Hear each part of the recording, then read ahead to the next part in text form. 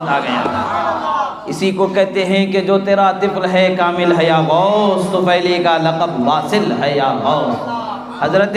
سید شاہ اسد اللہ بزرگ قادری علیہ رحمت و رضوان، وہیں پر آپ آرام فرما ہیں۔ آپ کے شہزادے حضرت سید شاہ جلال الدین ولی اللہ قادری علیہ رحمت و رضوان بھی وہیں پر آرام فرما ہے۔ آپ کے شہزادے حضرت اسد اللہ ثانی بانی اسلام کرنول شریف میں آپ تشریف فرما ہیں۔ آپ کے شہزادوں میں سے حضرت قطب بیگن پلی حضرت سید شاہ جمال الدین قادری علیہ رحمت و رضوان بیگن پلی کو رونق بخشے ہوئے ہیں، اور آپ کی بھی کرامتیں ایسی ہیں کہ ہزاروں مرتبہ نگاہوں سے لوگوں نے دیکھا، بلکہ میں نے خود ایک خاتون سے سنا میرے بچپن میں کہ ان کی عمر اس وقت پر 120 سال تھی۔ انہوں نے مجھے کہا کہ میں نے اپنی آنکھوں سے حضرت قطب بیگن پلی حضرت سید شاہ جمال الدین بادشاہ قادری علیہ رحمت و رضوان کو شیر بنتے ہوئے میں نے اپنی آنکھوں سے دیکھا۔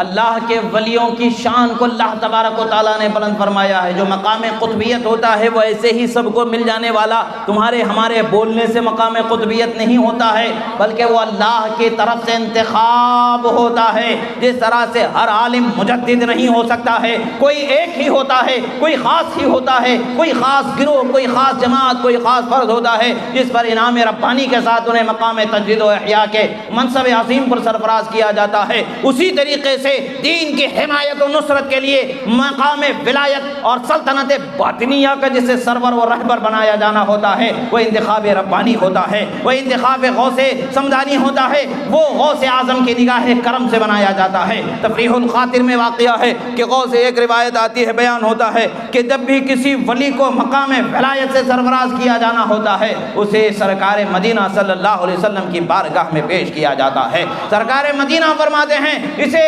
خذوہ الی ولدی عبد القادر جیلانی، میرے شہزادے عبد القادر جیلانی کے پاس اسے لے کر کے چلے جاؤ، اگر وہ اسے ولایت کے اس منصب کے لائق جانے تو انہیں وہ منصب عطا کر دیا جائے گا۔ جب غوث اعظم کی بارگاہ میں لایا جاتا ہے تو ان کا امتحان لیا جاتا ہے، اگر وہ اس امتحان میں کامیاب ہو جاتے ہیں تو آپ تحریر لکھتے ہیں، مہر لگا کر کے پیش فرما دیتے ہیں، سرکار کی بارگاہ میں عرض فرما دیتے ہیں یا رسول اللہ، اے رحمت عالم صلی اللہ علیہ وسلم، اے جد کریم، آپ کے حکم کے مطابق میں نے اسے جانچا، جانا، پرکھا، دیکھا، مگر اس کو لائق پایا، آپ کرم فرما دیں۔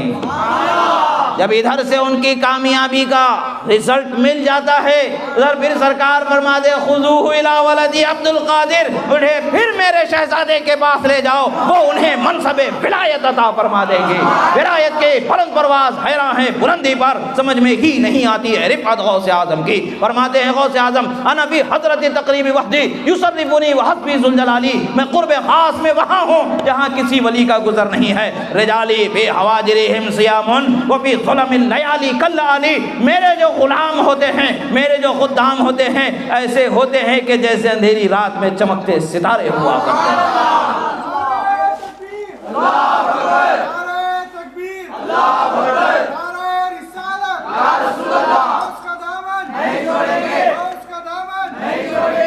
جماعت ابدال پر نقبا نجبا، اس پر افراد اوتاد اقطاب کی جماعت ہوتی ہے۔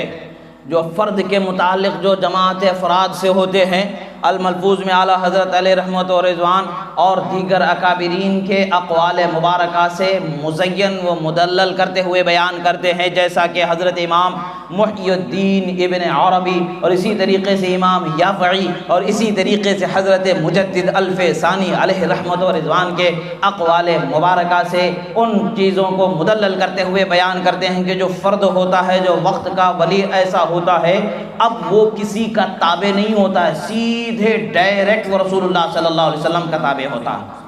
اور فرماتے ہیں یہ سارے افراد جو اولیاء ہیں ان کو بھی غوث اعظم کی بارگاہ میں رجوع لائے بغیر چارہ نہیں ہے، انہیں بھی وہاں حاضری دینا ہے، انہیں بھی وہاں اکتساب کرنا ہے، ان کی بارگاہ میں پہنچنا ہے۔ اسی کو کہتے تجھ سے در در سے سگ سگ سے ہے مجھ کو نسبت، تجھ سے در در سے سگ سگ یعنی کتا، تجھ سے در در سے سگ سگ سے ہے مجھ کو نسبت، میری گردن میں بھی ہے دور کا ڈورا تیرا۔ یعنی غوث اعظم آپ کے دروازے سے ایسی نسبت ہے، دروازہ تو بہت بڑی بات ہے، دروازے کے نگہبانی کرنے والوں سے بھی ایسی نسبت ہے کہ میری گردن میں بھی آپ کی غلامی کا دور کا ڈورا پڑا ہوا ہے، میں بھی غلام، میرے ساتھ پشتے میرے آنے والی نسلیں آپ کے غلام ہیں۔ یہ اہل اللہ کی شان ہوتی ہے جو اللہ والوں کی بارگاہ میں خراج عقیدت پیش کیا جاتا ہے۔ عزیزان محترم، اللہ تبارک و تعالیٰ نے اللہ کے فضل و کرم سے جو اولیاء کی جماعتیں بنائی گئی ہیں، وہ جماعتوں میں سے ایک درجہ،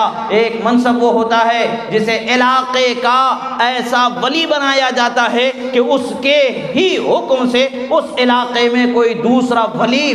ولایت کے منصب پر فائز کیا جاتا ہے تو اسے قطب کہا جاتا ہے۔ سارے اولیاء کے لیے جو برکات اسے ملنے ہیں وہ اسی کے قلب سے انہیں ملنے ہوتے ہیں، اور اس کے قلب پر جو وقت کا غوث ہوگا، غوث اعظم جسے کہا جائے گا، اس کے قلب سے اس کے قلب پر وہ انوار ہوتے ہیں۔ اور جب اس میں بھی سرداری کے درجے ہوتے ہیں، اس میں بھی الگ الگ درجہ ہوتا ہے، اسی کو کہتے ہیں سید الاقطاب، اسی کو کہتے ہیں قطب الاقطاب جسے کہا جاتا ہے۔ یہی وجہ ہے کہ اللہ کے ولی قطب اقطاب جو ہوتے ہیں وہ غوث اعظم کے تابع ہوتے ہیں، غوث اعظم سے ڈائریکٹ فیض لینے والے، ڈائریکٹ اس کی کرامت اور برکت لینے والے ہوتے ہیں۔ اللہ کا شکر ہے حضرت سید شاہ جمال الدین قادری علیہ رحمت و رضوان کو بھی انہی عظیم جماعت میں اللہ نے منتخب فرمایا۔ ہم نہیں، زمانے کے اس وقت کے تاجدار ولایت جنہیں کہا جاتا ہے، عظمت ولایت کے چرچے جن کے مانے جاتے ہیں، سارے اس زمانے کے لوگوں نے آپ کے قطبیت کو مانا ہے اور آپ کے قطبیت کا اقرار کیا ہے۔ اور آپ کے آباء و اجداد میں بات تو یہ ہوتی ہے کہ ایک بات میں آپ کو بتاتا ہوں کہ قرآن مجید میں ایک ذکر ہوتا ہے، حضرت موسیٰ علیہ نبینا علیہ السلام اور حضرت خضر علیہ السلام کا واقعہ ہے۔ آپ ایک جگہ تشریف لے جاتے ہیں، ایک گاؤں میں، گاؤں والے آپ کو کھانا بھی نہیں کھلاتے، پانی بھی نہیں پلاتے، کچھ بھی آپ کے ساتھ بھلا نہیں کرتے، مگر وہاں ایک ٹوٹی ہوئی دیوار ہوتی ہے جو 2 یتیم بچوں کی ہوتی ہے، تو اس دیوار کو سیدھا کر دیتے ہیں، آپ اس کی حفاظت کر دیتے ہیں۔ معاملہ کیا ہوتا ہے، 7ویں پشت میں، ان بچوں کے 7ویں پشت میں اوپر ایک اللہ کا نیک بندہ گزرا تھا، ایک اللہ کا نیک بندہ گزرا تھا، تو اس ایک نیک بندے کی برکت سے اس دیوار کے نیچے ان یتیم بچوں کے باپ نے خزانہ دولت چھپا کے رکھا تھا جو ان کے لیے تھی، وہ ضائع نہ ہو جائے، اس کی حفاظت خدا کے حکم سے حضرت خضر علیہ السلام نے فرما دیا۔ 7 پشتوں میں ایک اللہ کا نیک بندہ ہے تو 7 پشتوں تک اس کی حفاظت ہو رہی ہے۔ تو یہاں پر تو اللہ کے فضل و کرم ایسا ہے تحدیث نعمت کے لیے کہ ہر پشت میں اللہ نے ایسا ولی بنایا کہ ہزاروں کو ولی بنانے والا خدا نے عطا فرمایا۔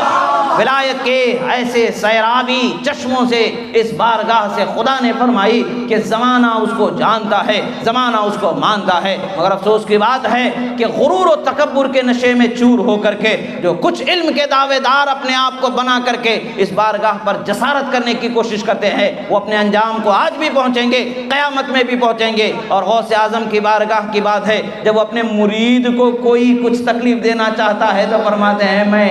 کھلی تلوار لے کر کے ہوں۔ تو پھر ان کے شہزادوں کو کوئی تکلیف دینا چاہے تو کیا حال ہوگا؟ ہم کچھ نہیں، وہ جانیں گے، ان کے شان ہے کہ وہ جیسا فیصلہ فرمانا چاہیں وہ جانیں۔ اللہ کا فضل ہے کہ اللہ تبارک و تعالیٰ نے ہمیں جس بارگاہ سے وابستہ فرمایا ہے اس بارگاہ کو عظمت والی بارگاہ خدا نے بنایا ہے، شان والی بارگاہ خدا نے بنایا ہے۔ یہ تسلسل، یہ کنیکشن ڈائریکٹ رسول اللہ صلی اللہ تعالیٰ علیہ وسلم تک کا ہے، اس میں کوئی اور بھی اس میں نہیں ہے۔ یہی وجہ ہے کہ ہمارے سلسلے کو سلسلۃ الذہب بھی کہا جاتا ہے۔ اللہ تبارک و تعالیٰ سے دعا ہے جو کہا گیا سنا گیا، کہنے میں سننے میں جو غلطی ہوئی سے اللہ تعالیٰ معاف فرمائے، پروردگار جو ہم نے حق و صحیح کہا گیا اسے ہمارے سینوں میں محفوظ فرمائے۔